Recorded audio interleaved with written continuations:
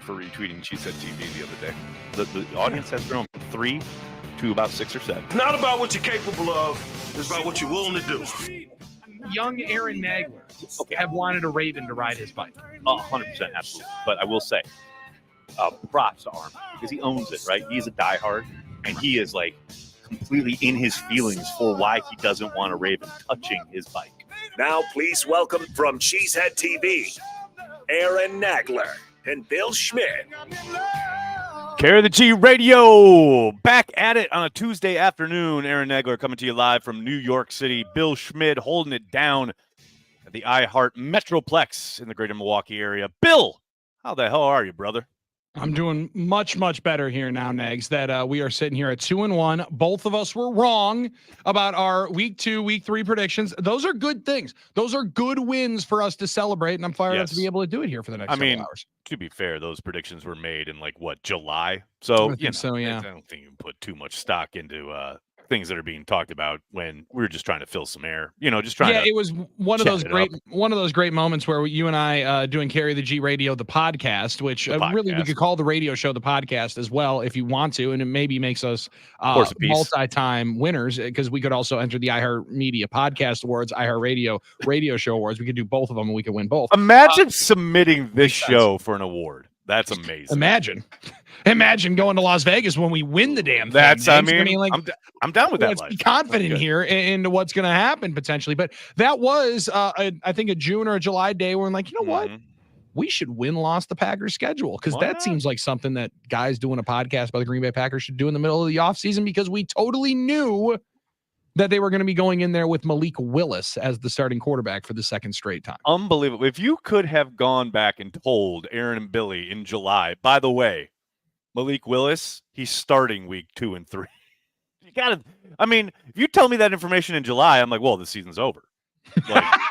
So what you're telling me is that my fall just really opened up. Everything just fell apart and it's all over by week 3 is what you're telling me. That's July version of Aaron would have thought exactly that. But, man, that has not been the case. Shout out to Malik Willis. Shout out to Matt LaFleur and his staff. And shout out to Jeff Hafley. You talk about unleashing the hounds on a young, struggling quarterback. Billy, how many times throughout the course of, say, the last 3 years, for no particular reason, just picking a number out of thin air, but over the last 3 years, have we watched young, struggling quarterbacks make mincemeat of the Packers defense? Not on Sunday, sir. On Sunday, Jeff Hafley said, no, we are coming after this kid. We got a 2-score lead. We are going to make his life hell. I, for one, love to see it. And I think most importantly, Nags, if you're thinking December 24th, 2023, Packers and Panthers, seemingly I don't know what you're talking about. Like I said, I pulled that name out of that number out of thin air. Just, last, say, 3 years or so. Yeah, I believe the score was also 30-14 at one particular point in the late stages of the fourth quarter there. Yes, sir. And correct. Ultimately, you needed a Romeo Doubs 30-yard pass to set up a game-winning field goal at that exact time. Yes, that's correct. And that quarterback that just got benched after his 19th NFL start, the same one. It's fascinating to see the difference. And Nags, I'll tell you this. As an offensive line lover, I really appreciated the Packers' plan in the first couple of games, right? Like, I like that idea of let's not sack the quarterback, all right? Let's not add sacks to offensive lineman stat sheets because it's really the only stat you have, a negative one. That's really, really nice of the Green Bay Packers to do. However, some places look at the pancakes. I'll admit it's not a widely accepted stat metric, what have you, but there are people who note. Yeah, you know who notes them? Offensive line coaches. That's true. Generally in the meeting room is the only place that one gets celebrated. Sacks are the only one that people remember. True. The Packers made Nicholas Petitfurry the meme of the weekend. Yikes. With JJ Enigbare's swat of those hands face first into the turf, 1 of 8. And I guess we can finally say that Matt LaFleur was right. He wasn't lying to us when he said these guys are passing up sacks because they were all over that young quarterback, Will Levis, who, by the way, Department Nags, I still think the kid is okay, but he has no chance. He has no chance right now playing behind that unit and playing there in Tennessee at this point. I love we got folks in the chat already sounding off. David starting off with the question of the week. The question of the week. Love or Willis against Minnesota? Now, I know LaFleur indicated yesterday that Jordan Love will most likely be limited on Wednesday when they're back on the practice field. But all signs would point, Billy, to Jordan Love returning to the lineup, given all the media reports around Jordan, his availability or lack thereof, but how it seems to be trending toward him being back out on the field on Sunday against the hated Minnesota Vikings. And I, for one, am excited to see it. That's just me. I got this whole weird vibe from some Packers fans about Malik Willis. They want to, don't rush back, Jordan, etc. Jordan's your guy. What do you mean, Jordan's like this your one? Leader. You mean like angry casual fan? Jordan Love getting way too much money. We're winning with Malik for cheap. What? When did fans become accountants? That's what I want to know. Especially with not their money. Not their money. But Nags, if they're winning, they're winning. Whether it's cheap or expensive, wins or wins. Like, why do you care what someone's getting paid? That's what I don't care. That's if that deal had not been signed and this was pre-extension, you know that those comments would be much more vast and ever expanding on the Talking Text line and the YouTube chat. Many people would be wondering, hey, talking about hey, why are we spending all this money if we're doing this? Well, why would you ever? Why we don't need to. Blah, blah, blah, blah. Guys, it's a long season, and what the Packers have done is, I'm not going to say miraculous, but extremely impressive as far as taking a guy that they traded for in the building for a month, and they go out and win a couple games with him. It's impressive. But that's not how you live in the league.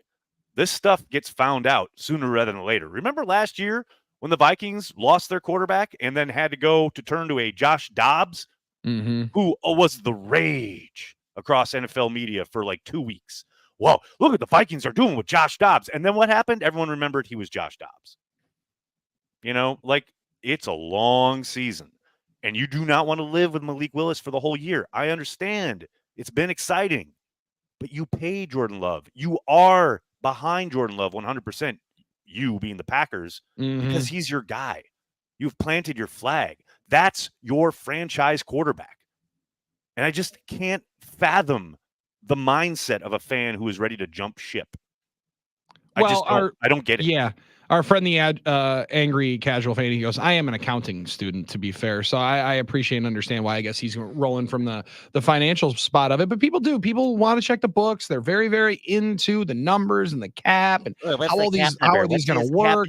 Billy, his cap number is taking up a certain percentage of the cap, and you can't win with that. That's the kind of shit I can't stand. I had back-to-back. You got it. You got me. Terrestrial radio about it. I got a little upset there. You got me. I'm not positive we got it. Hopefully we did. You got it. If indeed there is a type of fan that will fire that one off, we had multiple on the post game, and instantly you go from we are winning with Malik Willis. We should trade him. Are you kidding me? I saw that this morning. Cash this out. We're already. Yep. We should go fantasy. We should get a 3rd round pick for our 7th round pick. Great business move. We also had the next text that came in was, dude, Malik's pretty good. What's his contract situation? Maybe we should extend him so he can be our backup quarterback for a couple more years. Like the all train is rolling through with where you want to go on the backup side. I'm with you. I'm most excited to see the starter back in the saddle again and back in the driver's seat, and also how the offense is going to drive, because last week you knew it was going to be a little different case than just Josh Jacobs for 30 plus totes. This week is going to be running back competition like no other. If you're thinking Aaron Jones isn't coming in here wanting to prove a point, you got something else coming. And if you don't think Josh Jacobs wants to validate for the Packers as to why they spent the money on him and not Showtime 33, you got another thing coming. I think this is going to be a beautifully run game, because both teams are going to be wanting to showcase those backs that they ended up swapping essentially for each other here in Green Bay. I mean, you got to think this is a game that is going to be won through the running game. And that sounds weird when you probably will get Jordan Love back on the field. And certainly the Vikings like to throw the football. O'Connell's never met a down and distance that he doesn't want to throw. But I do think there's precious little to be gained by like this constant back and forth about should Jordan Love play, shouldn't he play? Man, we don't have the information. We don't know. If he's out there, that means the Packers medical staff has determined that there is no way that he can make it worse, that there's a risk of re-injury or taking a step backward, etc. Outside of the normal, well, he's playing the game of football and it is violent and things happen and guys get hurt.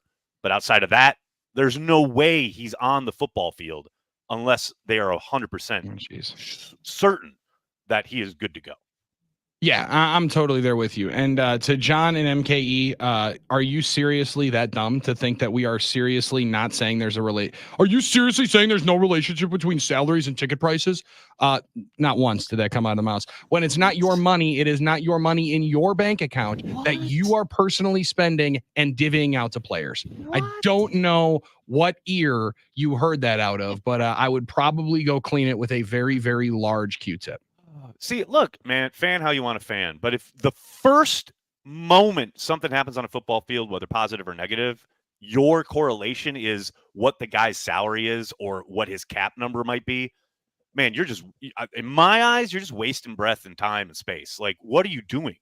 It's a game. Enjoy it. It's a diversion. Like, I understand. Yes, ticket prices are high. It's a billion, multi-billion-dollar business. No question about it.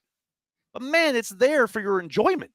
The ticket prices go into the pool of money that gets dispersed for player salaries. Your ticket price does not directly go and pay to, well, we're going to raise ticket prices because we signed Josh Jacobs $48 million. You know, we're going to have to raise these ticket prices. Right. I mean, sweet mercy. Nags, I'm sorry. Yeah. I don't mean to go that route because we got people that do want to talk about the Packers. We got people that want to ask this question, like Chuck in Minneapolis. What's up, Chuck? Is Willis our Taysom Hill? By that, I mean, should we throw him in there randomly when Love is healthy to make defenses prepare for that much more each week? Well, it sure seems like Matt LaFleur is going to ride that train as long as he can, as far as playing the game publicly in the media to ensure. And we already heard yesterday, O'Connell, the Vikings coach, talking about we will be preparing for both guys. I think LaFleur will keep that afloat as long as he possibly can, just to give the other teams more work. But I don't seriously expect Malik Willis to get much run, if any, once Love is back. The Taysom Hill thing, I understand the desire for that. You've certainly seen him able to use his legs, and you certainly like the idea of a wrinkle or two on the offensive side of the ball. But to me, you're just taking the ball out of Jordan Love's hands, and I don't see a reason to do that. Like, I understand people are, I guess, colored by the kind of uneven performance Jordan had down in Brazil. I would say that's one game, and even in that one game, he had a ton of really positive plays, big touchdowns, etc. Like, let's just breathe here. Like, let's let the kid hit the ground running and play some ball before we're all like, well, we should take him off the field for Malik Willis. That doesn't make a whole lot of sense to me. That's just how I roll. I'm right there with you. I also don't believe that there is a I don't believe that Malik Willis is Taysom Hill. Like, I'm sorry. I know people still love the Taysom Hill effect. Taysom Hill is a linebacker's body who can play quarterback and has. Malik Willis is a bigger kid. He's a good athlete, fast, no doubt about it. He ain't playing tight end. Like, I'm sorry. I don't believe Malik Willis is going to be down blocking out of the H-back role. Like, just because they're fast and can run well doesn't mean that he can also play tight end or, God forbid, wants to. Like, I know that there's a part of here that is going to be a want to game. Malik Willis got himself a fantastic opportunity in the NFL. I think he likes playing the quarterback position more than run out there whenever you potentially can. And he's kind of resurrected his career.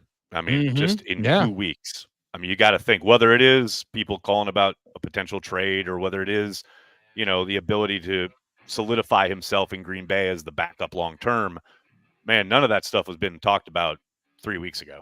You know, like, it was how disappointing his time in Tennessee had been, how, he's broken, there's nothing salvageable there. Well, Matt LaFleur proved that incorrect in short fashion. And so now the discussion around this kid is very, very different, as it should be. Man, he's clearly put in the work, and he's certainly performed when called upon these last 2 weeks. So I'm happy for him. I'm excited about it, but I'm way more excited to get Jordan Love back out on the field, slinging the rock to these weapons. You mean you're not excited to say, can they go Wildcat like the other Paul and Grafton? Maybe even fake it and then have Willis throw it. But Could last they? night, Nags, they did Yes. that Wildcat thing. Yeah. You know, Jaden Daniels stood back there. They faked it to him, and How they about ran it. And Jaden I mean, they Daniels? gained like a full 3 yards. How about Jaden Daniels, though? What a performance. Nags, new thing. All right, Yeah. let me know how you feel about this. Carry All on right. the G. I'm down.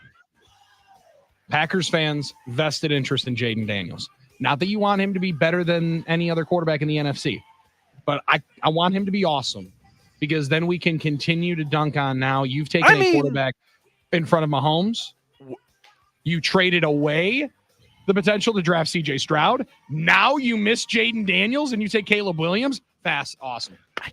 It's 3 weeks. We need it. So early, but man, you can smell it cooking, right? You can definitely the wafting, the aroma wafting from the kitchen. It's like smelling like the Bears messed up again, right? You are starting to feel that definitely way. smelling it. And just watching the juxtaposition of Caleb Williams on Sunday against the Colts and their offensive line being unable to basically function. Mm-hmm. And then you juxtapose that with the approach last night from the Commanders and really supporting their young quarterback. It just leans into, the Bears just ruin quarterbacks. They don't know how to handle the position.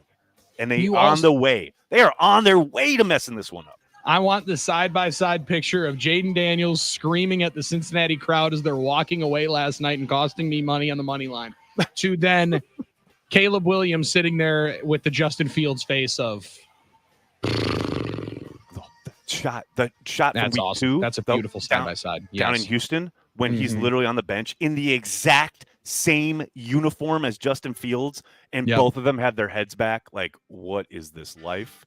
Mm-hmm. Oh, and then just Jaden Daniels just celebrating after throwing an absolute dimer to finish somebody off in his first Monday night start. Yeah, they might have messed it up again. They might have just done it again next. Now it's early. But we're allowed to be hopeful here, and I am.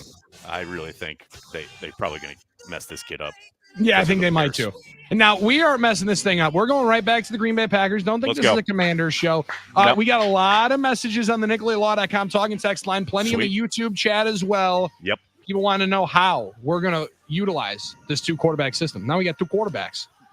We might got 2 quarterbacks next. Not going to be two, 3 quarterbacks thrown out there at times. 2, 3 quarterbacks, or maybe just one, and you can love seeing Jordan Love back in action. You'll hear Aaron Nagler and Billy Schmid back on the game and Cheesehead TV YouTube right after this.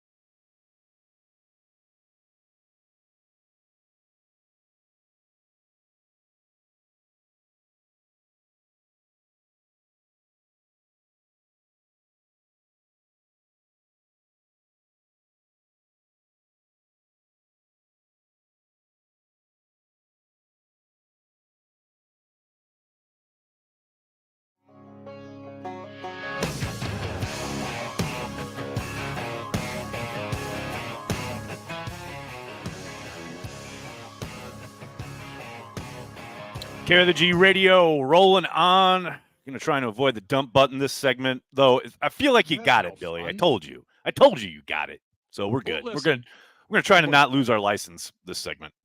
Well, you know what? Listen, some people think that's more fun. If we do, we'll see. It should be okay. I think we'll make do of it, and it's understandable because you start having so much fun. I almost cursed like twice today, and actually, our friend Armin Sarian almost did too. And then that's when you're having fun. Now you know you're cooking. That's when you know you're having fun. So you're walking into a buzzsaw because we are red hot here. The club's been going up all day long here on 97.3 The Game. So when Carry the G Radio starts up, who couldn't have anticipated? It was like almost even money for there to potentially be a dump button drop there in segment number 1. Had to be done. Speaking of Armin, man, shout out Armin. You talk about a guy who is constantly talking about like giving out purity tests for fandom. Mm-hmm. I mean, no one does it better. No one does it. I don't agree with everything he says, but man, you talk about having like a spine. You have like the bones of which all of you is hanging off of. Mm-hmm. That kid never misses. He is always on point with, man, if you're a fan, this is what you got to be doing. And if you're not doing this, you're not a fan. Yeah. Like, and then 5 seconds later to be like, oh, listen, I didn't mean it that way. I didn't mean it that way. I didn't mean to be mad. I didn't mean to be mean, but that is what I feel. This is how it is. My man literally said, if you are not a fan of the hometown team, you are wrong. Yeah. This is the correct way to go. And then like a minute and a half later, like, listen, I'm not saying I don't mean that. I don't mean it. Because I love that you instantly said, well, if your parents are transplants and they're born into the fandom of a team that is not where you live, like, is that not allowed? Well, that's not what I meant. Well, okay, then all right. Yeah. Relax. Listen, Nags, I'm watching too many debates. I'm in on the fact checking. So like you got to find ways to have some fun with it. And there is a Packers Vikings brings this conversation to the forefront because there are a lot of transplants on both sides. There are a lot of people that live in a different spot because maybe a husband, wife, significant other, family member moved. Yeah. Somebody's still crying over spilled milk. Number 4 definitely moved the needle and moved some fans in a couple of different ways. So this is as much as living in the southeastern portion of the state my entire life. Bears Packers is the one that I am affected by more personally with the amount of fans that I have. Sure. I know more Viking fans that are just crossbred, if that makes sense. It does. Than there are Bears Packers fans. Yeah. Oh, no doubt. I think there's 0 doubt there. Though I will say the Vikings, man, it's so interesting to watch their fortunes rise and fall, and then the fandom start to kind of puff their chest out a little bit as they improve or string a few wins together, and then how silent they go in the offseason every year. They're like the opposite of Bears fans. Like the Bears fans are so delusional and it doesn't matter, and they're going to talk about how they're going to win all these games and go to the playoffs and maybe win a Super Bowl, blah, blah, blah, each and every year. It doesn't matter who the quarterback is. It doesn't matter who the coach or any of the players are. Like they are so sure that this is the year, as opposed to Vikings fans who are just like, oh, we watched our team kind of peter out there at the end of the season and now we stink again and we're not gonna, like, they're not as kind of confident as Bears fans are, but now they're getting their confidence back because they've won 3 games in a row and they're coming into Lambeau and they've been scoring all these points and Flores is dialing up these exotic looks. Does anyone remember what happened down the stretch last year? Does anyone remember how, like, New Year's Eve when Jordan Love and company went into their place? All the talk was, oh, Flores is dialing up all this exotic stuff, and the Packers systematically took it all apart. Did I dream that? Like, I'm not completely dismissing it. I think they're talented. I think they've still got lots of talent on that side of the ball. I think there's 0 doubt it's going to be a real test for this Green Bay Packers offense. But man, it's like all of a sudden, oh, this is like the 85 Bears. They're unconquerable. You can't solve this. I think Matt LaFleur's got a thing or two for this Vikings defense on Sunday. Yeah, in the Vikings defense offense conversation, Nags, is a fascinating one. I'm more impressed with their offensive side than I am the defensive side, even though I think Brian Flores is excellent.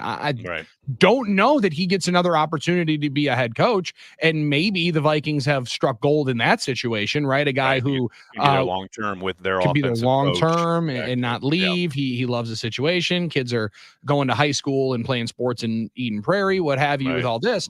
Like that's good chicken soup for Viking fans. But I'm more impressed with Kevin O'Connell. I think he's one of the best coaches in football. So like to be able to see their offense with Darnold, I think is more nerve-wracking than what their defense did. I still remember their offense coming in here, Nags, last year, and before Kirk Cousins went out, they were marching with the torn Achilles.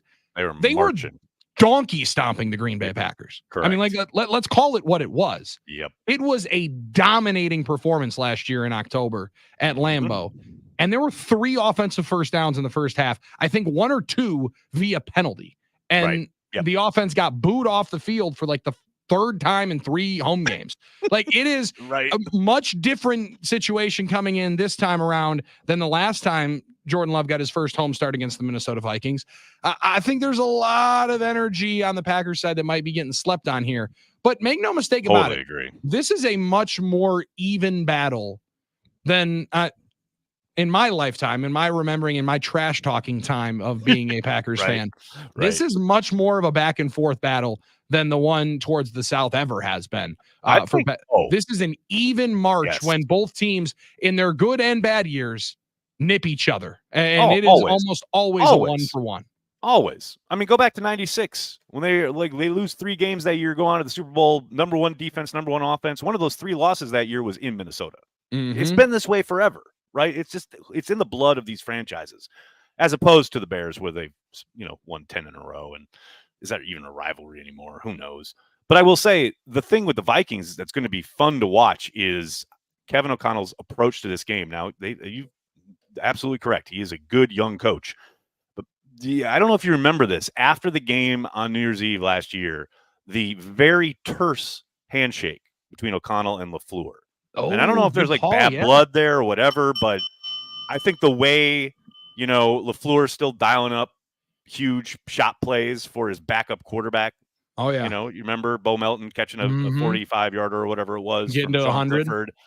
I think O'Connell didn't appreciate that. I'm very interested to see what the approach is here, especially with I'm going to try and beat you with your old running back that you deemed, not worth giving another contract to, etc. Wanted him to take a pay cut. Yeah. Well, here comes a very Aaron Jones-centric game plan at you. That's what I fully expect on Sunday afternoon.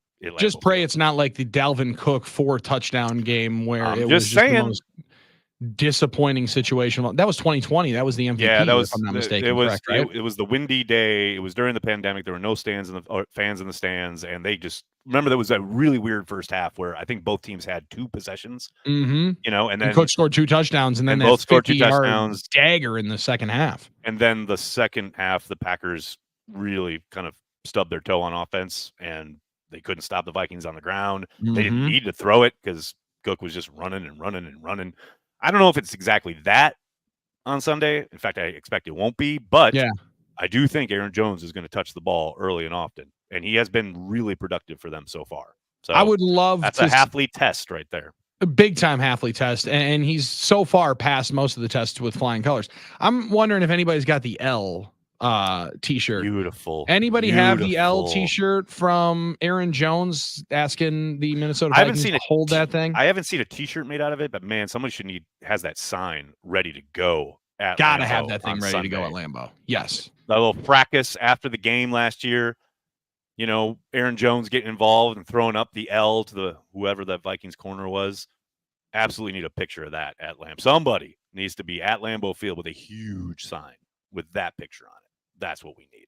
Yeah, I'm a big fan of being able to see that, and I do expect Lambeau to be a really excited spot. Now I do expect to see quite a bit of purple because they're going to be excited about their team. Like that's for sure. Oh, see, I like how you're already hedging. So when we see all that purple, we know it's not in your world. It's not the gold package's fault. It's just because Vikings fans are just really excited. Yeah, you didn't see any of that Colt blue. You were very quiet on all the Colt blue. I see where you're going. That was in attendance in the home opener. I see what you're doing, Billy. You're not slick. You're not smooth. What? Like I get what you're doing. You're cutting down the expectation already. I understand. No, I didn't listen. Listen, you and the perch there in the New York City office were unable to see the amount of blue that was walking through at the home opener for green package tickets. All right. Now they were a little quiet because it was 16-3 for a while. There were a lot of Jonathan Taylor and Peyton Manning jerseys walking around that place. A lot of Jeff Saturday situations. Did you see the picture from the Rams game against the 49ers? A game that the Rams ended up winning. But there was a shot. Somebody took a shot from like one of the far end zone shots, and it was almost all red. I mean, all 49er red. I mean, can't wait for the Packers game. That's going to be green and gold. That's going to be very green and gold out. There's a massive amount of Packers fans living in California that are very, very excited and chomping at the bit for that one. But I think it's going to be a great atmosphere. I do believe, Nags, that there are multiple different recipes for this game to go. Like I've seen, I could feel this thing being played in a multitude of different ways that I have no real lean at this moment over under. I got a strong lean towards a 2.5, but I think that's a very nice number. If you're a Vikings investor, maybe you end up getting that thing up to 3 at one particular point. Like I think it will. Especially, I think it will move. It will move depending on the Love news, right? And how kind of much it looks like he will or won't play. I think that. Well, and I think that the way they slated it, they're leaning at Love playing. Like Packers aren't a 2.5 point favorite if they think this is a Malik Willis game, at least in my humble opinion. I don't know. After the way they've handled business these last 2 weeks, and I understand they haven't beat a couple of world beaters, but they are NFL football games, and they have and thoroughly dominated the last game. I mean, that doesn't just happen. You know what I mean? The Jets had to struggle to win that game late against the Titans. The Packers came in to that against that same Titans team and absolutely stepped on their throat. Yeah, you want to talk about Packers team's pretty freaking good, man. No, I get it, but Nags, you talk about dominating. Let's also talk about dominating the darlings that were the Houston Texans at this point. So I mean, like, I get it. There's a lot of excitement. Did you watch that game, by the way? Did you watch any of the Texans Vikings? I watched a decent amount of it back. I didn't watch it live. Yeah, no, that's what I mean. Like, because it was interesting to see the kind of the game flow there, right? The way the Vikings got turnovers early. That is, really hard in that building to come back from. I mean, how many times have we seen the Packers go in there and have a turnover early and the thing kind of spirals and gets away from you? I mean, not so much under Aaron Rodgers, where a lot of definitely back during Brett Favre's time. That's fair. And that's where a lot of that energy for Flores is coming, because CJ Stroud didn't turn the football over, and they forced him into those turnovers. So I'm really, really excited. I mean, like, I know people are juiced up more for the Sunday night game, and that's going to get a lot of the headlines nationally. Right. Yeah. Hard to say this ain't a game of the week there in that noon window, Packers and Vikings. I'm excited to watch the Packers run game get after it against the Vikings, because, look, they want you in 3rd and long. They want you in obvious passing situations. That's where Flores is cooking up all this exotic stuff, right? But everybody's got a plan to get punched in the mouth. In the last 2 weeks, the Packers have been able to run the ball against teams that knew they wanted to run the ball. Now, you throw that in there with your regular starting quarterback at the helm, you can really cook with some gas. So that, to me, is the entire kind of approach if you're Matt LaFleur. You just keep doing what you've been doing these last couple of weeks in the run game. I mean, you could even go back to the second half against the Eagles in week 1. I mean, literally, other than a handful of carries at the start of the season from Josh Jacobs that went nowhere against the Eagles front, they have run the ball effectively. Well, and that is something that wasn't happening at the beginning of last year. It is happening this year. Not to certain people's liking, Nags. One message we got right away on Packers OT on the Packers Radio Network, if you'd like to listen to us post-game on your ride home. Individual did ask us, do you think they need to fire this offensive line coach? Because they have a lot of penalties and maybe a little bit too much. They might need a new offensive line coach. Billy was the question that I got. I'm too tired. I'm too tired for that nonsense. Are we what are we doing here? We're thoroughly dominating teams up front, and we have to fire the offensive line coach because somebody got called for a hold or had a false start. Is that what we're doing? They're teaching them to hold, Nags. Why does everybody call for everyone to be fired after there's something in a game? Somebody's got to be held accountable here. Accountability, that's Nags. They have accountability. To be held accountable. That is I'm held accountable. The worst development in fandom, even worse than the old I'm watching the dollars and cents for my favorite team. Someone has to be held accountable. Well, shut up. Shut up. No one's going to. You know where accountability happens? Inside the building. Yeah. You aren't there. Texting You won't or calling understand. in. That's not accountability. That's just frustration. You can't understand it. You can't understand the accountability. I know you think you do. But, I know you think you understand. I know you think you know, but you don't know. No. And you never will. And you never will. But you might Shut be a little up. smarter hanging Shut out up, with Mark. Aaron Nagler and I here for Cheesehead TV and 97.3 The Games. Carry the G. More next on The Game.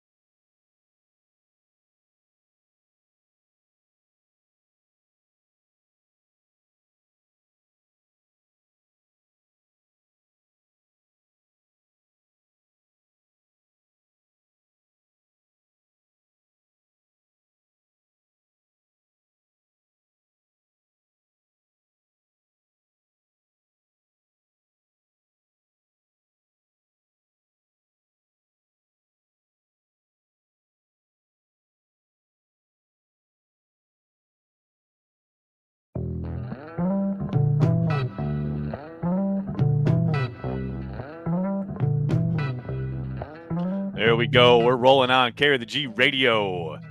Some silky smooth tunes right there, Bill Schmid. Coming to you live on a Tuesday afternoon. Hitting one of these commercial-free rock tunes to be able to hang out with you on your lunch break. You think you're breaking away from the office. We're breaking in with the Eagles. It's one of these nights on the game.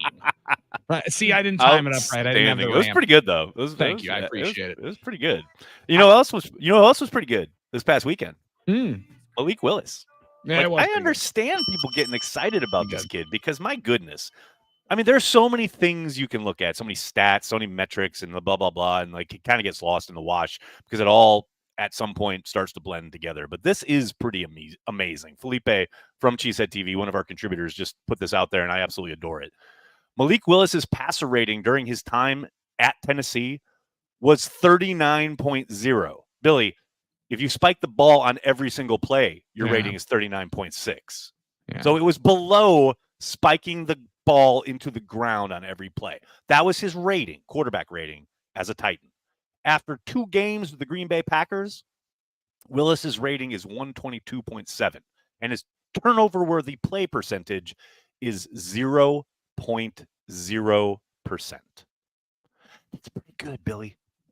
Yeah, it doesn't suck. It doesn't suck. There's a lot to it. There's a lot that is at play with it. I just think there's a lot of credit that goes to as well. Absolutely the offensive line, absolutely running backs.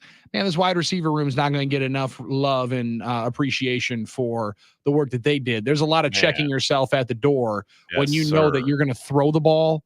Over the last 2 games, now my math's not great. I studied how to learn and annoy people for a living. I studied how to learn to annoy people for a living. 33 times over 2 games. That's not going to be what a whole lot of people like in that wide receiver room. Right? In the wide receiver room, not a whole lot of guys going to be fans of that, especially Nags in this part that we talk about the young nucleus, about how fun it is, and everyone's like-minded, and everyone's in the same spot.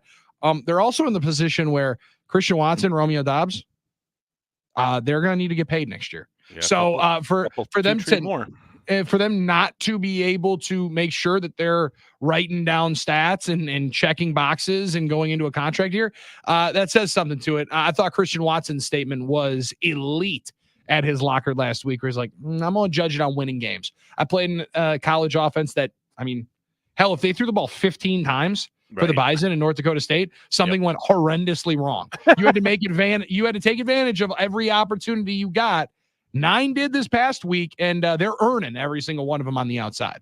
Oh, the number of times in this game where there was essentially a old school Lombardi-like alley for either the running back or even on one of the wide receiver screens, just an alley created by the blocking downfield, mostly by those wide receivers.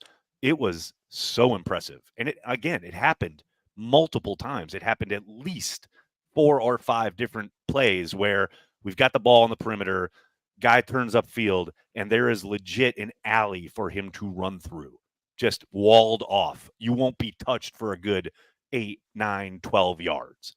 That doesn't just happen. That's obviously you're producing your absolutely, you have the player, you have to make it happen. Man, the coaches clearly have drilled this in. It is part of the culture. It is 100% no block, no rock. Well, guess what? Christian Watson blocked his butt off against the Colts. He got rewarded with the rock a couple of times on Sunday against the Titans. An awesome video. I don't know if you saw, you probably did, on the social medias. I don't know whichever one social medias. Frequent. I'm familiar with them. Some guy was standing out. A couple of fans were standing outside the tunnel or outside of the exit when the players were going to the buses, and were yelling at LaFleur. And my man doesn't smile a whole lot, right? No, Matt doesn't smile a whole lot. There's not. I assume there's a lot of things that do bring him happiness. We don't really get to see a whole lot of them. That one did seem to bring him some joy because he laughed and held the hand up and even gave a little "come on," like come on, let me hear a little bit more of that. Come on, come on. Kind of like it's 3rd down. Come on, Lambo. His defense is on the field. Get it going. Come on. Come on. Why would you want to talk to your quarterback making his 4th start on the bench? Instead, you could be cranking up the fans. Like, that sounds like way more way more important to be doing. But yeah, we appreciate it. Come on, let's go. Let's get loud. I told you lately that I just love football season. Like all the stuff we pick apart, all the stuff we overanalyze or try to like find meaning behind when it's like it just kind of happens. But we will find ways to pick it apart and like, blow it up into some huge narrative or completely dismiss it, and then it will come back and bite us. Like, I just love football season. Yeah, and then last night, those two games in conjunction with each other, it's beautiful. I love football season. It's the best. Oh, okay. Hold on now. Let me just get a clarifying statement here from Aaron Nagler. Oh, here we go. I know where this is going. Of the Cheesehead TV Bureau. Yes, sir. For or against the simultaneous Monday night doubleheader? Is it more football in my life? I'm for it. Well, it is more football at the same time, where the old doubleheader of 6 o'clock, 9:15 kickoff. I would prefer that. Okay, all right. But that's not the right answer. But that wasn't how the question was presented to me. No, it was poorly worded. Worded. Now, fact checking over here at the moderator table. Aaron Nagler, if given the opportunity when you become commissioner of the NFL, God help us, yes. You and Roger Goodell are hanging out, so it makes sense that he's just going to name his number one right-hand man. Yeah. Would you make and mandate the Monday night doubleheaders, which I appreciate there being multiple of throughout the season, as the 6 and 9:15 window, or the ESPN kickoff at 6:30, ABC kickoff at 7:15? No, doubleheader. A is the only answer. It's the only acceptable answer here. 100% have that 6:15 or whatever kickoff. Have that game just wrap up and then slide right into another game. That's the way it should be. Now, I'm sure there are a million different reasons programming-wise, ESPN, ABC, Disney want to do it this way. I don't agree with any of them, but I'm sure there are. But, man, those games where you have the West Coaster out late. Nothing better than that. I love it. I love NFL After Dark. That's one of the things that college does well, by the way. Like they have those, those UCLA tilts on at 10 p.m. my time. I'm all about it. I really hoping that USC or UCLA doesn't give one of those, get one of those for the Badgers games when your boy might potentially be doing the post game. Love it. 2:30 kickoff, CBS. Great work for Saturday. That media contains the word me in it, and that's what Billy's concerned about here. I was also worried about Mike Heller. Now, Mike Heller will be back tomorrow. I've gotten calls about Mike Heller. Right. Mike Heller is flying back from L.A., and then going to be at Lambeau in the morning for Packers preview. Negs, that thing was that 10 o'clock start locally for you? Yeah. I mean, Mike Heller would have been going from the runway to the car to Lambeau Field and the light end zone bar. You'd have had one of those like mobile units in the car, getting off the plane, sliding right into a seat in the back seat, get that headset on. This is Mike Heller, the Mike Heller Show, coming to you from the drive from Austin Stroll Airport to Lambeau Field. Even better. He'd have landed in Madison and then had to drive. Oh, there you go. No, not fun. I'm thinking Milwaukee, not up 43. That would be totally different. Oh, it would have been fun. To drive up the side there, Oh yeah, it would have been fun. Now he's one of my favorite guys. I was pulling for it. Like I just wanted to listen. Next, sometimes we need some adversity in this world. Adversity, and it's how you handle it. How do you rise to the occasion? Yep. And how do you learn from it and develop from it? Much like your Green Bay Packers on offense last year, hopefully on defense this year. That's what happens, man. You figure it out on the job, a little bit of on the job training. Take your lumps, learn from it, and then you blossom. You grow, you develop, and you dominate. You're forged through that fire, and a diamond comes out. And that's really what the noon to 3 usual show is. But Carry the G Radio supersedes on Tuesdays and dominates those airwaves. And Heller thanks us because the ratings suggesting it's working. That's we're back. We're up to 12, maybe 13 people now. I don't know why. I don't know where you're misrepresenting these numbers. Did you not get the messages? 458,000 listeners. Hey man, those downloads they keep coming. Ever expanding. It's incredible, and it's amazing how one man just continuing to hit re-download and undownload, download, undownload, download, undownload, download, undownload. My dad in Appleton doing all the heavy lifting here, and me on the porcelain throne. That's Aaron Nagler. I'm Billy Schmid. It's Carry the G Radio, the podcast radio show on Cheesehead TV, YouTube, and 97.3 The Game. Hour 2, right after this. She's got the touchdown locked down in a smile, but nothing is all.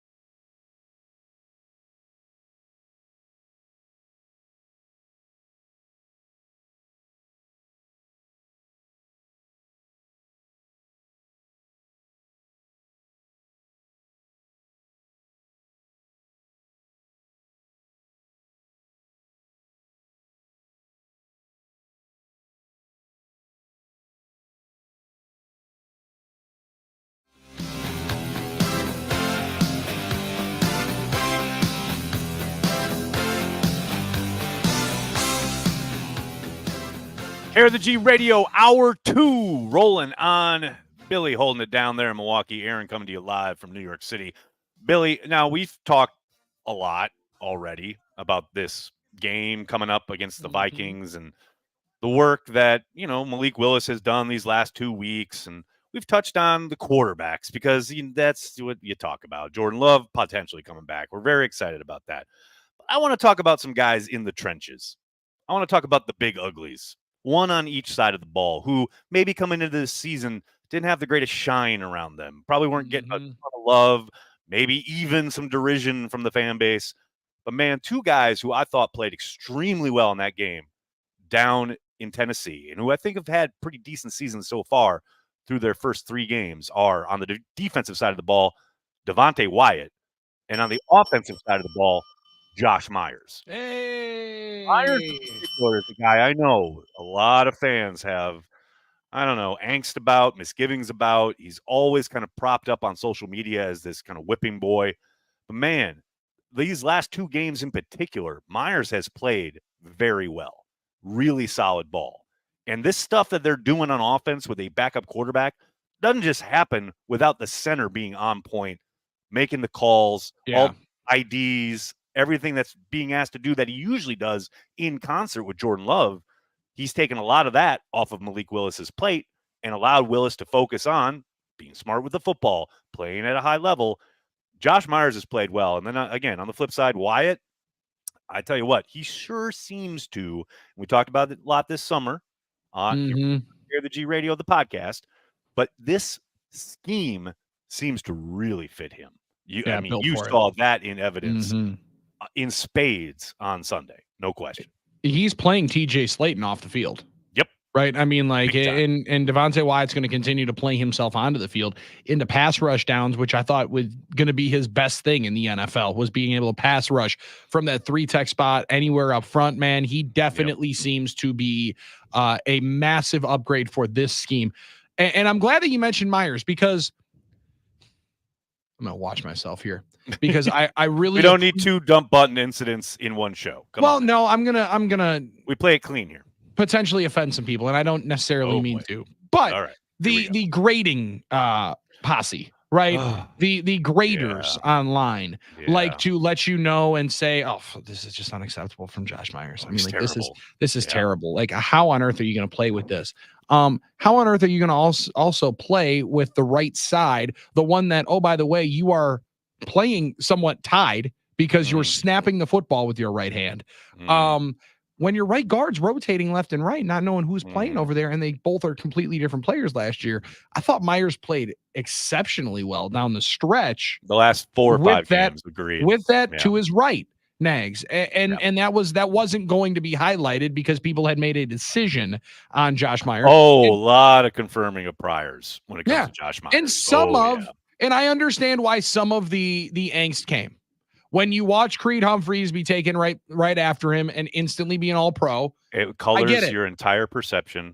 People are upset to this day about it. Yep. Can we also make mention that Josh Myers basically lost his entire rookie year due to an injury against the Bears? Yep, no doubt. And then still to be able to come back late into the season, and I thought he played well in that playoff game, but that's neither here nor there. Like, he has, at multiple stops in multiple instances, even though the graders online said last year, this guy stinks.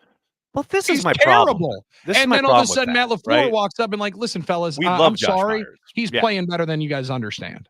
You won't understand. You can't understand. And you He's never playing will. better than you, and you never will. You won't understand it. It's like, look, I understand there are bad plays, and he certainly put a few on tape throughout his time in Green Bay. There is zero doubt about it. I ain't denying it. But to me, what gets lost is all the good stuff he puts on tape that never gets highlighted.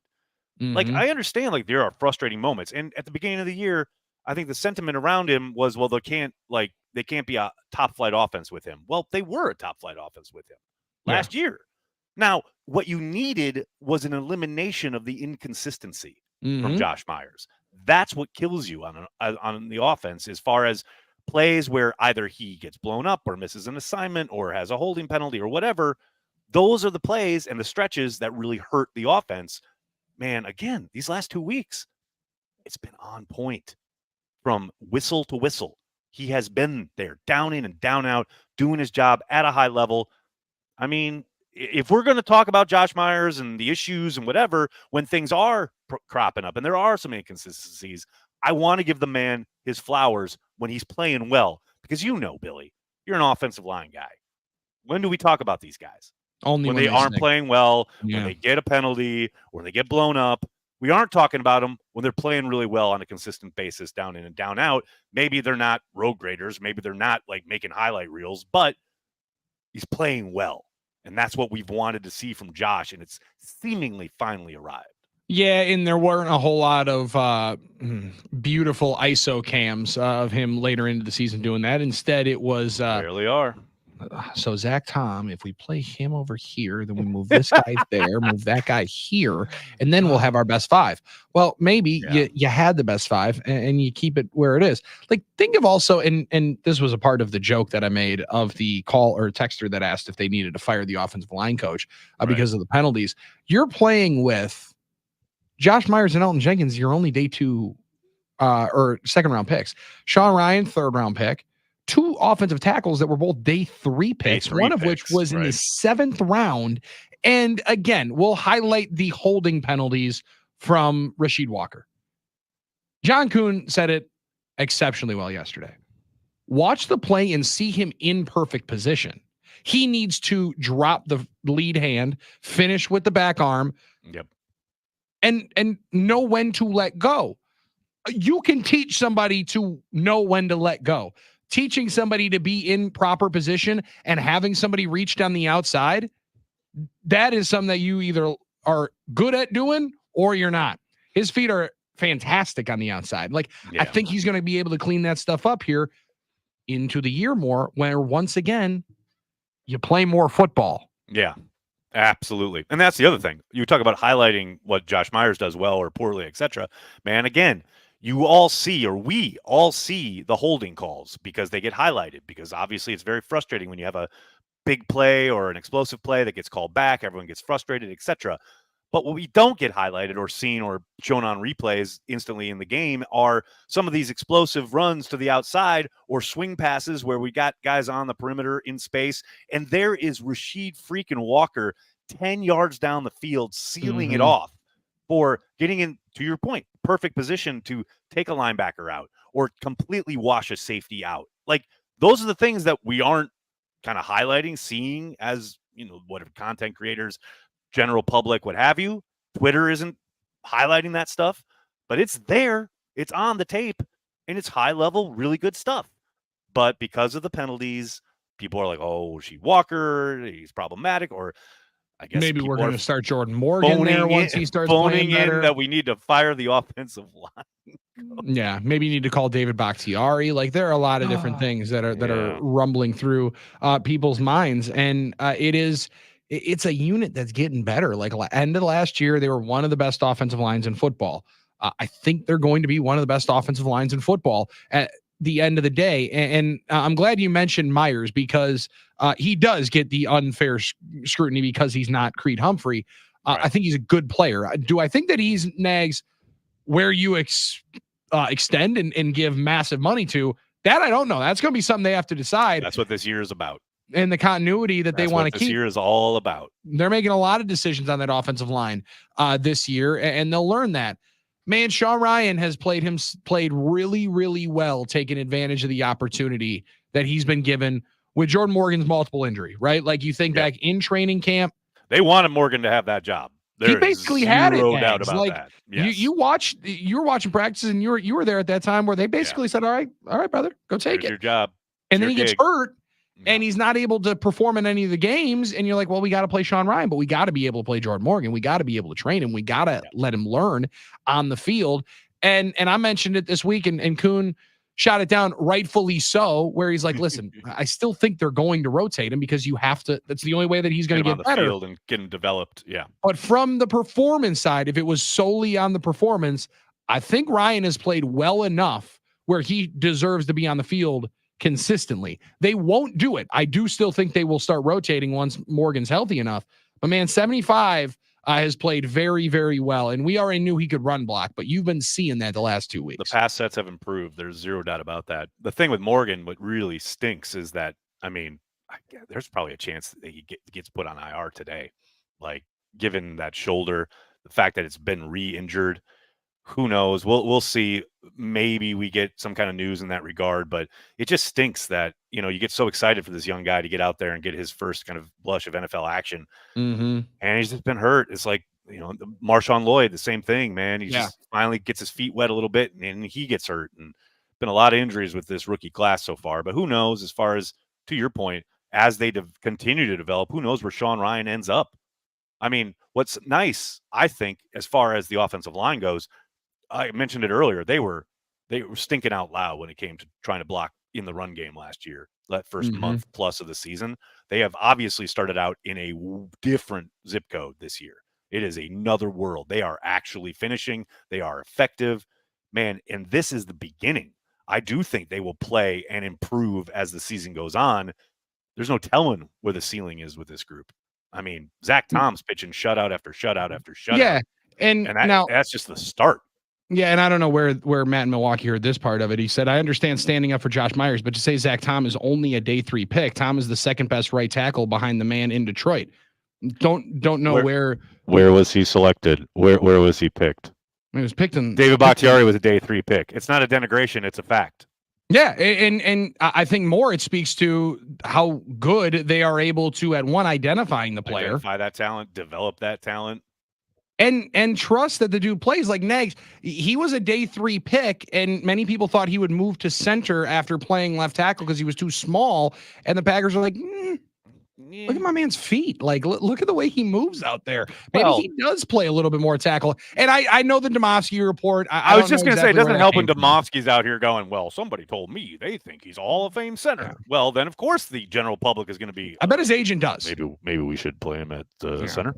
I bet his agent does think so. And I'm not saying that that's where he got it from, right? I'm like, that is 1,000% Rob. I apologize. I don't want anybody thinking that I'm denigrating your report. But like, right. That's the furthest thing from it. But it's like, you give credit to where they're at in developing these players at that spot. It is remarkably difficult to do, and identifying that talent wherever you get him, like that's a fact of it. He was a day 3 pick, and he is right now one of the best right tackles in football.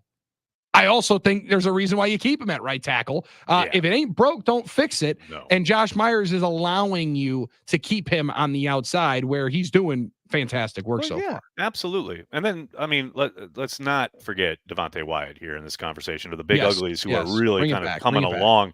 You said it, you spot on as far as TJ Slayton was your nominal starter, right, all summer long. When they were the ones against the ones, it was always TJ out there first. And we kind of suspected this might happen. I always thought, it would probably be somewhat opponent-driven situationally as far as what kind of down and distance it is, but also what kind of offense they run, how many, guys do they have? Are we do 11? Are we doing 12 personnel? What are they doing? I think Devontae Wyatt is answering a lot of questions because it's been a bit hit and miss his first couple years in the league. But, man, he is playing like a man possessed. And I do think we're going to continue to see him causing major problems in certain passing situations. I don't think he's going to, he's arrived by any stretch of the imagination. I don't think he's a dominant all-pro player or anything like that.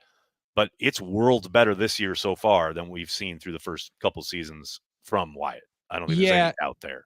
Maybe not all pro, but you're starting to now, he'll phase out of hopefully bust territory for many people, right? Like people wanted to throw him instantly in. What a waste of a draft pick at 28 overall. And patience, that's why. Well, very much so. Nags, that's a P word a lot of people don't like. But if you think about his development in the arc, it's very similar to how the Packers do it with young defenders, right? Quay Walker is the oddity where you are instantly inserted into the starting lineup if you're a first-round pick for the Packers on the defensive side. Eric Stokes had to, in his rookie year, play a bunch. I don't think that was the plan. I don't think they wanted wanted to. The plan. They definitely were going to play Jair Alexander more in his first year, but I don't remember him first week being the number one guy traveling with dudes. Like, there's going to be a development behind vets and behind players. We only talk about it more at the quarterback spot because it gets highlighted, and they are one of the only teams that ends up only really doing it and having and preaching the patience. But there was patience that was needed with Wyatt. The stunt game, though, with him, I think is the bigger part of why he could be and is right now a huge difference maker, because that first step, Nags, to be able to blow up the inside of a guard or the inside of a tackle and allow for an Agbare, Van Ness, Gary Smith, whoever is on that outside, and he's clearing space, and he's also athletic enough to quickly adjust. Like you saw last week on that first series for the Titans, he blows that play up in the backfield. Right. However, unable to get the tackle, still chases down Pollard with a diving attempt and limits to a 2-yard gain. Like, there's a lot of guys that can make that initial burst, but then to be able to have afterwards, right? The athleticism to redirect is that's why you're a first round pick, and you're starting to see a little bit more of it with 95. And also, I do want to give a shout out to Soder here in the chat on YouTube. Soder, talking about Stokes and the work he's done. Shout out to Eric Stokes, because, man, Lord knows it looked rough last year. Now, we all know he was dealing with an injury, but he was forced to play probably more snaps this week than they had planned because of the Valentine injury, which, man, I really hope Valentine can get back from that ankle, because he looked good against the Colts.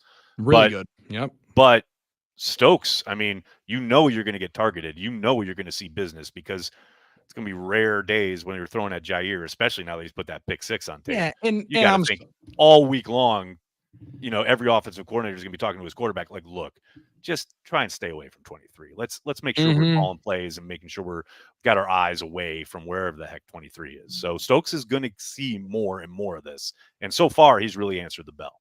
You got to appreciate that. And on the other side, I think we got to talk about that matchup, because we've now gone 4 segments and not addressed maybe the main event of Sunday. Well, we're saving it. It's like you got to eat that those vegetables first. So we crescendo here next. You get through the main course, and now we're ready for some dessert. 23 against 18, must see TV. And for one final thing on Eric Stokes, at least for me, Eric, better men than you.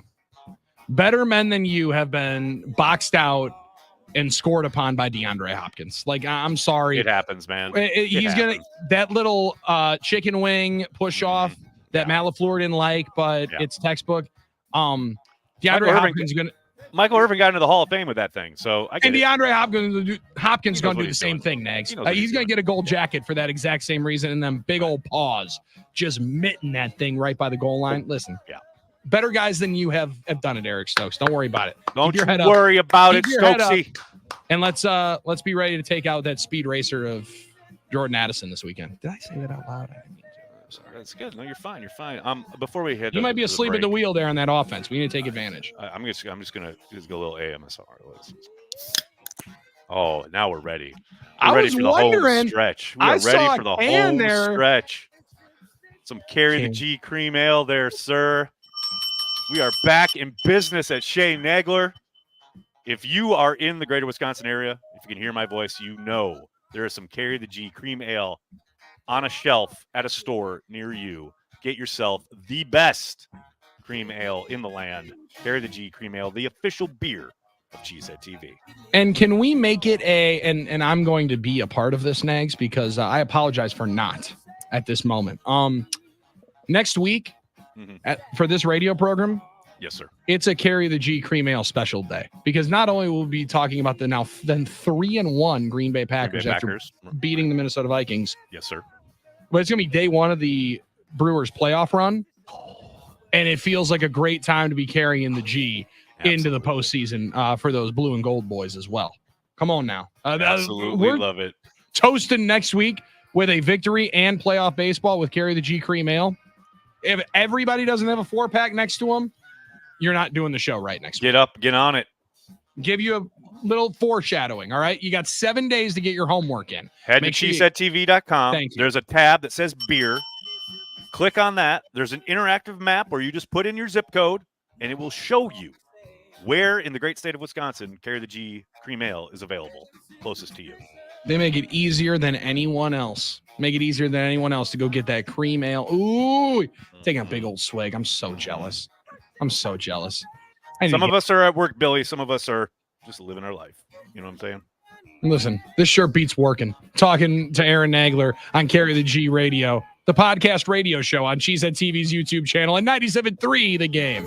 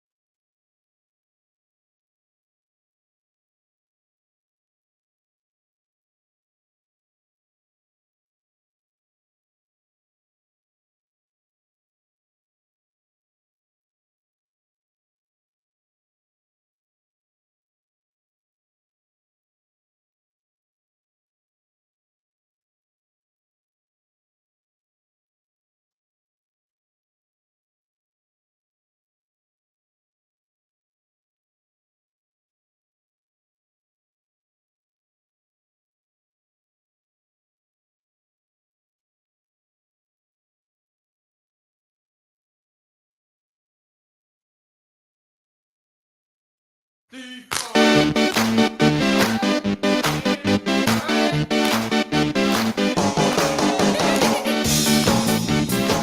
of the G Radio coming down a bit of the home stretch. We got a segment or two to go. We're holding it down here in New York City. Aaron Nagler coming to you live with Bill Schmid, operating things, pushing the buttons, making you feel all the feels when it comes to the sonorous tones. Yeah, we are. Whether it's the music, whether it's the takes. We're talking about the Green Bay Packers here on Care of the G Radio because that's what we do each and every Tuesday during the season. I do love and appreciate that someone did reach out and say, like, where's Mike Keller? Because, you know, if I was a daily listener, like a diehard fan of Mike Keller, like you are of 9 to noon. Yeah. I too would be like, what is going on right now? I would, this is definitely not the Mike Keller vibe. You know what I'm saying?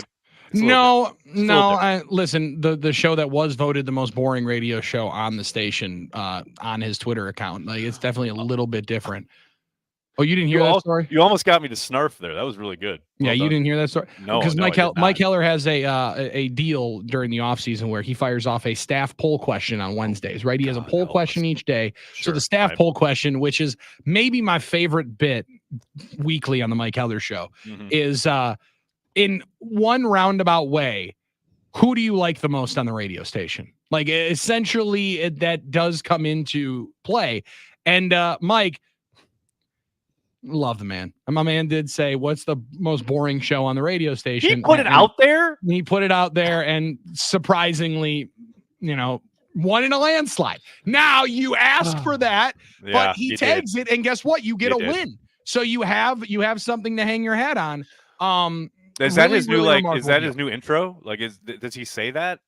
It's only on the sales. It's only on like the sales pitches. Like, listen, you could endorse. I was just gonna say, what? So the sales go out for 97.3 the game, and are like, you know, if you're looking for the cure for insomnia, listen to Mike Keller. Like, is that the idea? Like, well, and guess what? It's winning because, I mean, load it up. We have people asking us why these commercial breaks are so loud because people want to buy on the Mike Keller show because my man's a 20-year vet of this bill. It makes sense. I do get it. And also, let's be honest.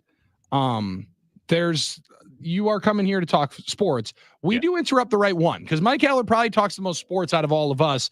Right. You know, because we talk about a bunch of dumb random sorts stuff of like nonsense, food right? And all that other good happy stuff. Or so beer, we talk about beer and football. That's it. And it fits very well into the Mike Keller show, noon to 3. Also want to give a shout out to my good friend Kyle Cousineau, who is apparently listening on the YouTube channel. Kyle saying it's 2:20 somewhere is the new. It's 5 o'clock somewhere. Ain't it? That is. I'm like, look, man, it's no different than having a beer with lunch. I mean, I don't think there's anything untoward about that. Yeah, nothing, no issue here. I thought that's a part of what, you know, the business life was. Now, we had somebody tell us that we don't know business because we don't want to hold coaches accountable and fire them. But yeah, because every time someone messes up at work, they get fired instantly. See ya. Like, what Get out of here. World are you living in? Also, don't ever equate real life with the NFL because the NFL exists in a bubble that has no relationship to real life. Yeah, at all. Perfectly stated. Perfectly. I mean, that's what blows my mind when these folks out there are like, well, at my job, is your job broadcast to millions of people? Do these humongous broadcast corporations and tech companies pay literally billions of dollars for the right to broadcast you at work? No, then stop. Just stop talking about how whatever's happening in the NFL, how it relates to your job. It doesn't ever. I'm sorry, it doesn't. Just rip it away from your lexicon. Yeah. You're just wasting your breath. That's all you're doing. What a jerk, man, spitting facts like that. It's just incredible stuff. It's just funny to me. People are like, well, at my work, I could never. Yeah, you know why? Because no one cares. No one cares. Do your job, do it well, get paid, go fire home. Drop. No one cares. Yeah, no one cares. Sorry. No one really People does. care about the NFL. They don't care about you at your gig, whatever it is. They don't care. You care about it. Your family cares about it. Yes, and you should. No question. No doubt about it. Be prideful in your work. Do your work. I'm all in. That's great. No one cares. You know what people care about? What's that? Nags? How on earth are we going to make sure that we cover Justin Jefferson like the Packers should at Lambeau Field? Now, I do believe that this was there was a lot of conversation about Jair Alexander just like sitting there waiting for Jeff Hafley to take over. Once his first day, he's in the office talking to him saying, hey boss, what's going on? Appreciate it. Welcome to the club. I travel with the best receiver. So I wonder if that was like one of the first 7 things that was talked about. Yeah, right. One of the first initial throws into the game plan as they already started working ahead towards week 4. We need to see Jair Alexander grittying right on top of Justin Jefferson. I hope that's the same case. But this is a dude that you want to talk about highly motivated. Last time he played at Lambeau, because remember, he was out a year ago when Cousins and company came in here and dominated for the first half. Walked up and down the field, Last time he was here at Lambeau, it was a January day, and he was sliding all over the place, and you got a beautiful piece of merch out of that deal. We did that the Packers made us shut down, but it is still a collector's item. And it's a beautiful shot of, or a beautiful drawing of Jair Alexander doing the gritty right over Justin Jefferson. I don't know if we get that kind of moment again this week. I do think, obviously, that is a big ticket item. That is something that everyone will be paying attention to. I don't know if that's the straight up call, though, from Hafley. I do wonder if they go kind of old school Belichick here. Stokes and a safety at all times, traveling, paying attention to, and or essentially taking Justin Jefferson for the majority of the game, and then sliding Jair over to whoever they think number 2 or number 3 is. Okay. That would be interesting. Asking him to just take that out of the game. Because if Jordan Addison's on the field, like that's a big question, right? It's a big question. He has not been very available throughout the season due to injuries. Dealing injuries all year long.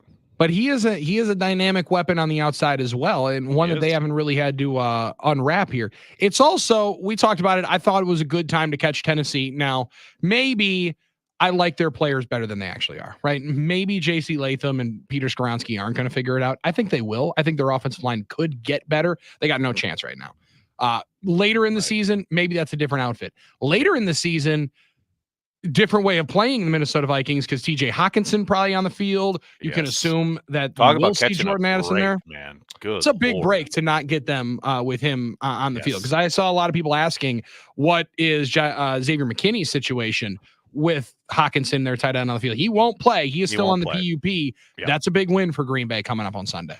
Yeah, that's a monster because he is a problem. He is a huge problem. He has been pretty much the entire time he's been in Minnesota. I'm like we talked about at the top of the show.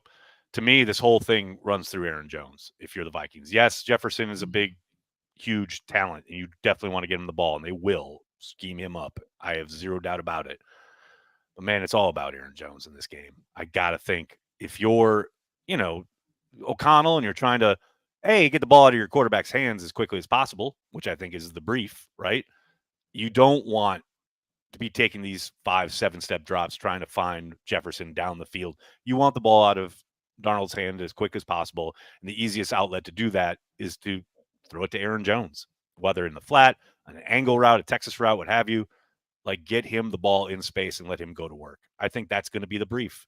And I do think they'll try to run the ball, of course, but man, I just think the way they're going to try and get Aaron Jones involved early and often and try and run the offense through him this week. And they've kind of essentially been doing that. They certainly did it against the Texans and were very successful doing it. I think that's only going to increase. That's the other thing. I don't think Aaron Jones has even hit his stride yet. I mean, Aaron's in a new offense, right? Yeah. Got a different quarterback, different system, etc. He's played well, but he's improving throughout this season so far. And I think that's, obviously if you're the Vikings, that's your plan. That's your hope. To me, if you're Hafley, that's my number one. You know how we always used to hear about, Belichick, but other coordinators back in the day, like, who's the guy who can kill us? Who's the guy who can really hurt us? How do we take him away? Obviously, Jefferson is your kind of de facto, the default answer here. Yes, he is. In this game, I think it starts and ends with Aaron Jones. I really do. And I'd be interested to see that. Like, I get it. I understand why. And Matt LaFleur has shown an openness to doing it. Now, these coordinators and play callers, Nags, that played quarterback, they want to throw the football. They want to throw the football. I understand that there are a lot of things that defenses will do to scheme you out of it, to try to make it even more difficult, to tell you to run the football. These guys want to throw it. They want to throw it. Yep. So, like, as much as I think, Aaron Jones is a great investment if you're going higher on the Underdog Fantasy app for your NFL picks this weekend. Right. Underdog Fantasy, promo code Billy. Great deal. You might want to. However, Nags, they're going to throw it. They're going to throw it. They want to throw the ball. These coaches want to throw the football. So as much as it feels like, it's for sure Aaron Jones' revenge game, he's going to run all over the place. They're going to hand it to him 20 times. I'd take the under. Now, maybe if it's rushing and receiving yards, there's I'll be more interested. But there it is. I mean, he had 6 targets. He had 6 targets against the Texans in the passing game, caught 5 of those for 46 yards and a touchdown on a really nicely designed play, by the way. That touchdown was really well drawn up.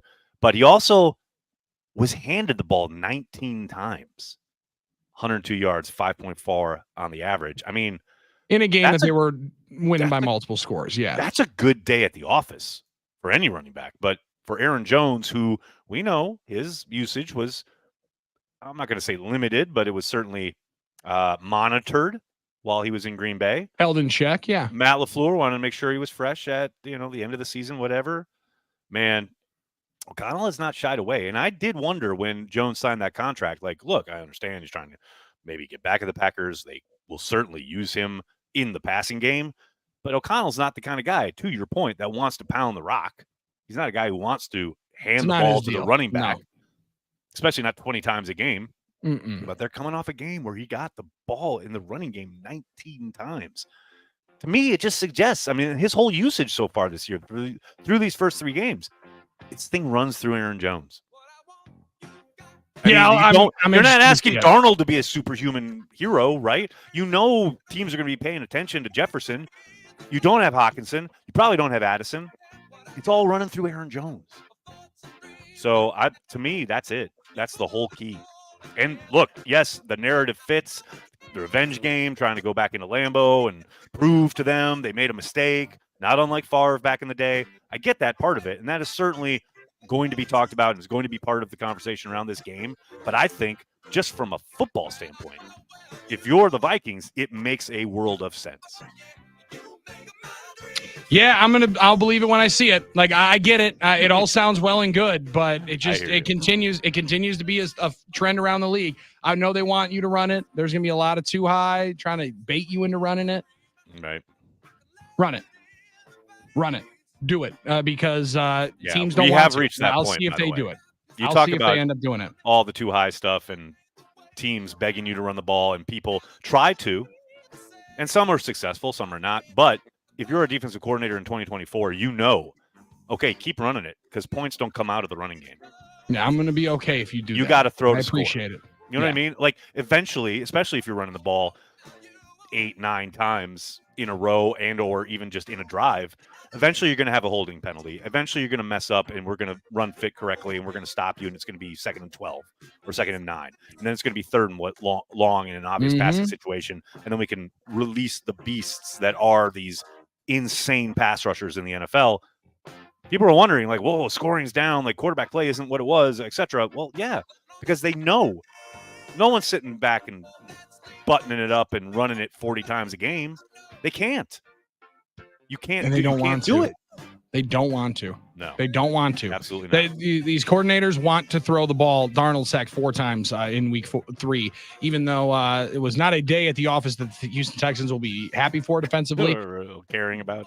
They still were able to get there a couple of different times. All right, let's make the dreams come true. Let's give our picks on the other side. That's Aaron Nagler. I'm Billy Schmid. Carry the G Radio continues.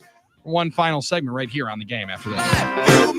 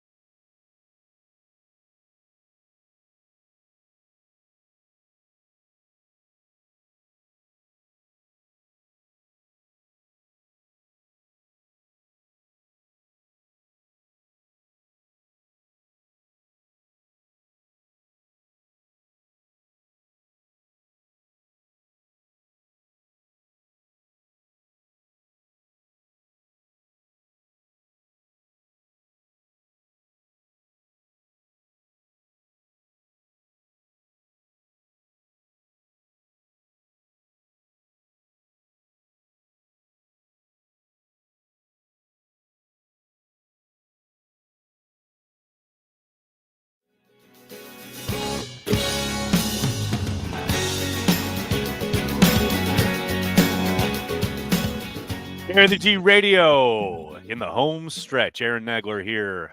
So good to be with each and every one of you listening to myself and Bill Schmid there in the greater Milwaukee area, all throughout the great state of Wisconsin, where you can find yourself an ice cold can of Carry the G Cream Ale, the official beer of Cheesehead TV. You know you want to do it. You want to head into this Tuesday evening with some, some refreshment, a way to sit back, relax, and get in the mindset of curb stomping the Vikings on Sunday afternoon at Lambeau Field. Yeah, that's a good way of doing it. And Nags, maybe you need some Carry the G Cream Ale because you were listening to the tail end of 9 to noon today when it looked like I may have urged John Kuhn to go and grab himself a Carry the G Cream Ale or several. He needs to do it. When I brought up and played on our takeaway of the day that today, 12 years ago. Do you know what happened 12 years ago today? Fail Mary.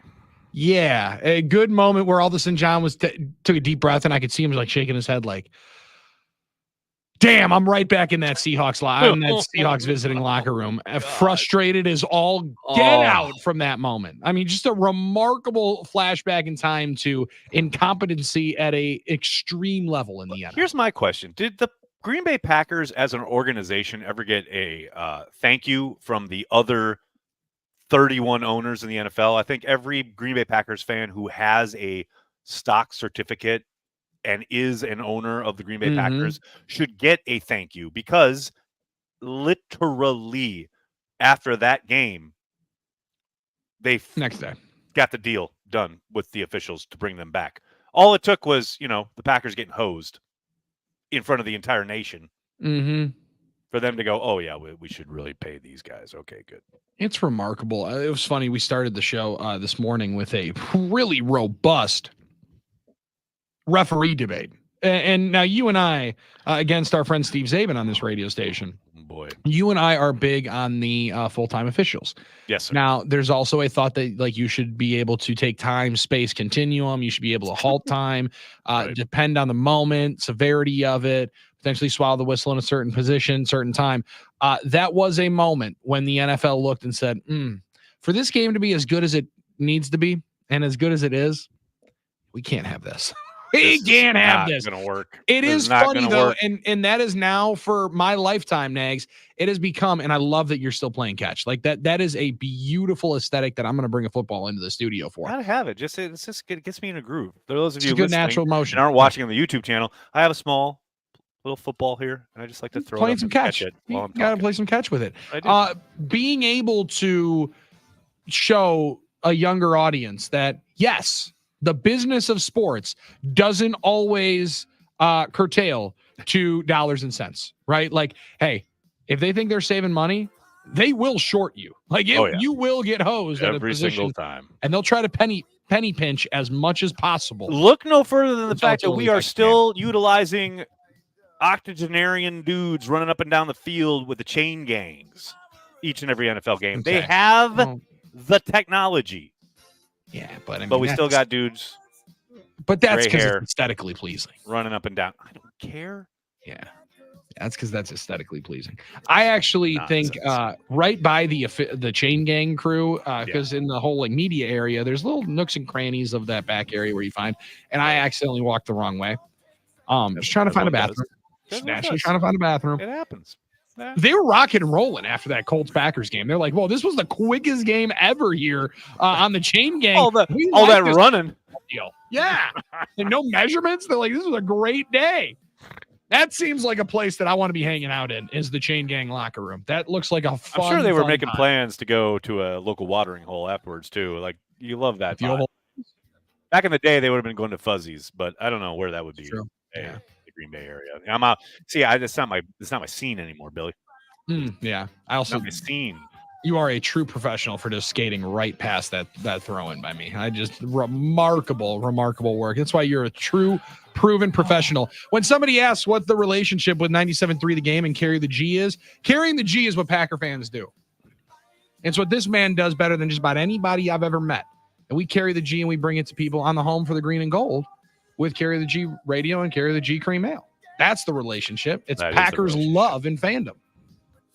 Just carrying the G wherever you go, knowing that there are going to be good days, there are going to be bad days, but at the end of the day, we all love the Green Bay Packers. Mm-hmm. That's what it's all about. And we all hate the Minnesota Vikings. And as Preston Meyer on a super chat did throw in here, urgent question, Nags. Do the Bears still suck? You better believe it. Thanks, Preston. Any chance we have to drop that thing in here right at the end of Carry the G radio, the podcast radio show, Nags, I think we have to throw in. Got to do it. Have to do it. All right, your Billy, final tip. That was a good run. It was a good run today. We ripped through that tape. That was a dynamite performance. I'm just saying, like, that first hour went by so fast. I couldn't believe that we were on hour 2, and now we're here at the end of the show. Man, it was like we were running the ball 40 times this game. And we just, kept picking up first downs. Yeah. Took the air out of the game and scored more points than the other guy. It's good, I like good it. Shift. Good shift today. That works for a victory. Let's do it again coming up next week on Tuesday at noon. That's what I'm talking about. Bill Schmid, Aaron Nagler, Carry the G Radio. Get yourself some Carry the G Cream Ale wherever you find it on store shelves across the great state of Wisconsin. Billy, always the best. Go Pack, go.